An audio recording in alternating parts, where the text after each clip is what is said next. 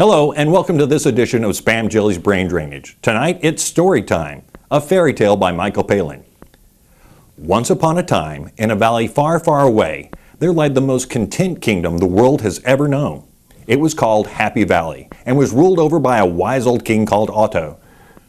This wise old king, who was a merry old thing, sat and played strange songs on his Hammond organ in his beautiful castle with his gracious Queen Syllabud and their lovely daughter Mitzi Gaynor, who had an enchanting smile and wooden teeth, which she bought despite the fire risk. She treasured these teeth, which were made of the finest pine, and she'd varnish them after every meal.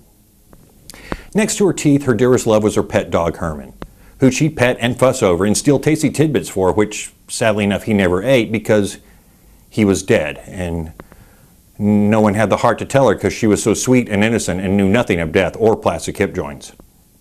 One day, while taking Herman for a pull around the yard, she spotted the most handsome man she'd ever seen in her life, naturally assuming him to be a prince. Well, after looking it up in the Observer Book of Princes to find out his name, she introduced herself and the subject of marriage.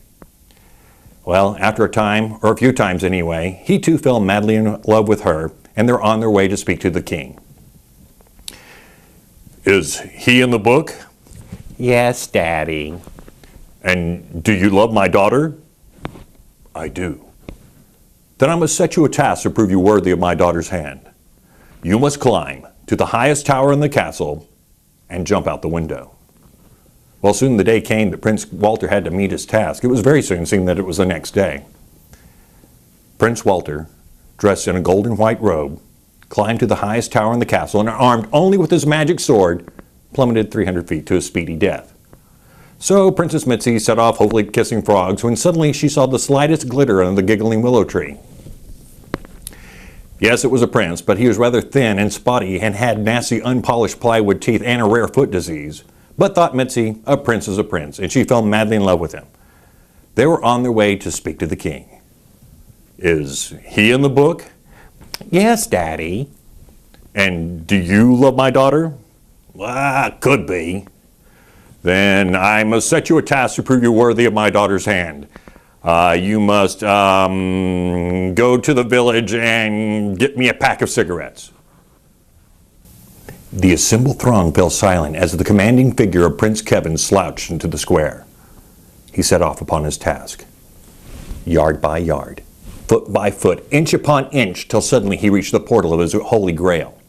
He paused, and with an expert twist of the wrist, he thrust the door open and sank into the shop's murky depths. A minute passed. The crowd held their breath. Many fell unconscious due to this unsensible act. And then it happened. The ringing of the cash register, the opening of the door, and there stood Prince Kevin with his arms thrusted aloft, and in his right hand the Kent's mentholated 100s.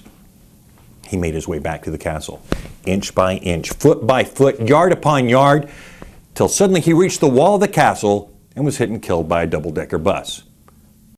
Yes, Prince Kevin had died, just like Prince Walter, and Prince Norman, who had to fight a furious fire by being thrown into it, and Prince Oswald, who had to wrestle a combine harvester, and all the other princes that gave their life for Princess Mitzi. And the moral of this story is, look both ways before crossing the moat.